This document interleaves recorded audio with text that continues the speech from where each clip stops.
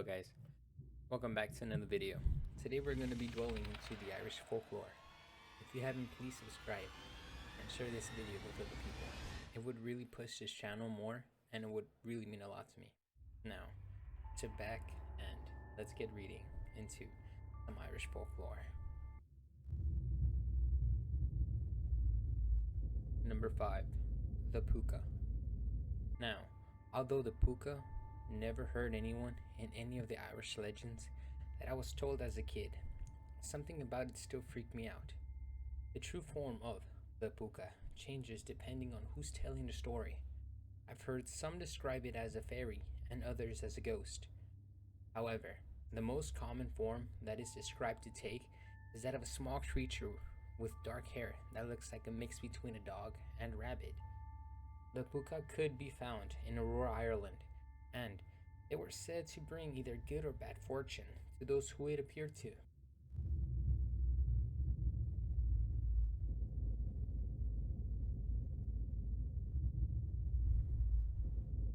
Number 4. The Morrigan.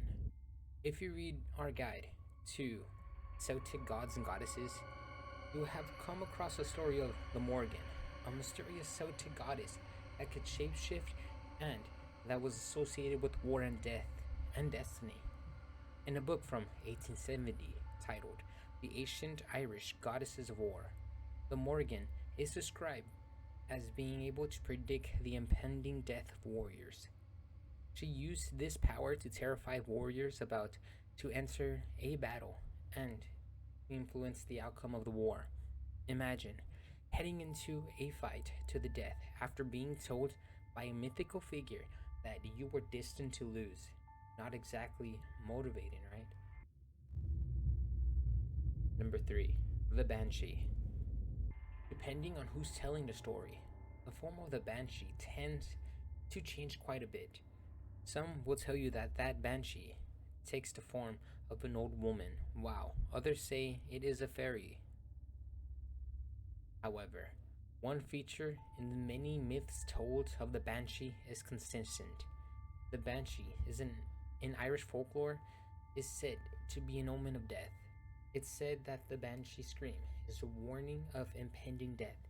Some people believe that if you hear the scream of a Banshee, a member of your family will pass away soon. Others believe that each family in Ireland has its own Banshee. Number 2. The Derrick Do.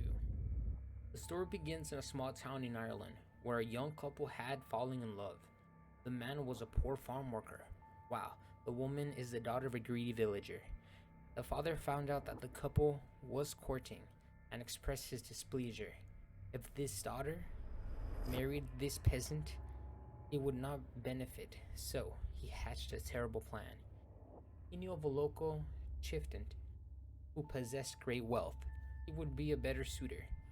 The father traveled to meet the chieftain and offered his daughter's hand in marriage in return for gold. The chieftain agreed, and the pair were wed. The chieftain wanted to keep his wife all to himself, so he locked her up for weeks on end. She fought in the beginning, but after time, she gave in and eventually died. The woman's spirit was restless and was desperate for revenge. Soon after her burial, the woman awoke and dragged herself out of her grave. Her first stop was her father's home. After piercing open his bedroom window, she pounced on him as he slept and sank her teeth into his neck, drinking his blood. She visited the chieftain and he met the same fate as his father. Number 1.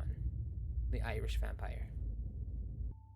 Imagine telling a child that's about to head to bed a story about a vampire that lives in Ireland.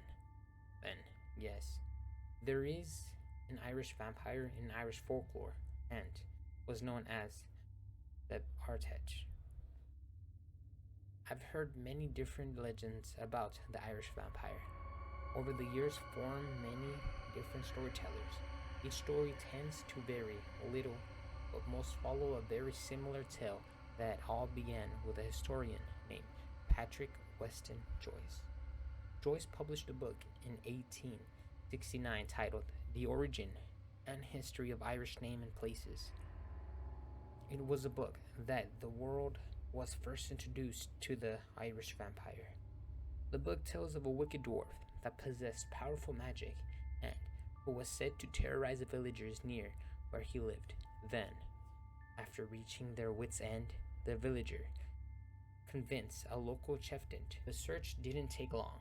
The chieftain, some believe it was Fawn MacCumhail, found and killed the dwarf and then buried him upwards in a field.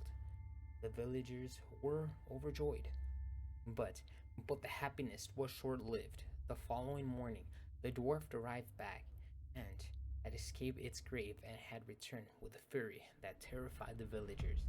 Word was sent to the great chieftain and returned and killed the dwarf for a second time. He buried the dwarf again and again and again. The villagers were relieved. However, the very next day, the dwarf escaped again. This time, he spread his terror right across Ireland. The chieftain was puzzled and decided to consult a local bird. The bird explained that the chieftain must kill the dwarf and buried him upside down. The chieftain tried this and it worked, finally. Now, thank you so much for watching this video. It really means a lot. And to push this channel even furthermore, even if you like my scary content or my anime content, or now that I am helping this other channel grow with editing their videos for basketball, and it just helps me, keeps me busy. But as always, please like and subscribe, and I will see you in the next video. Thank you for supporting this channel.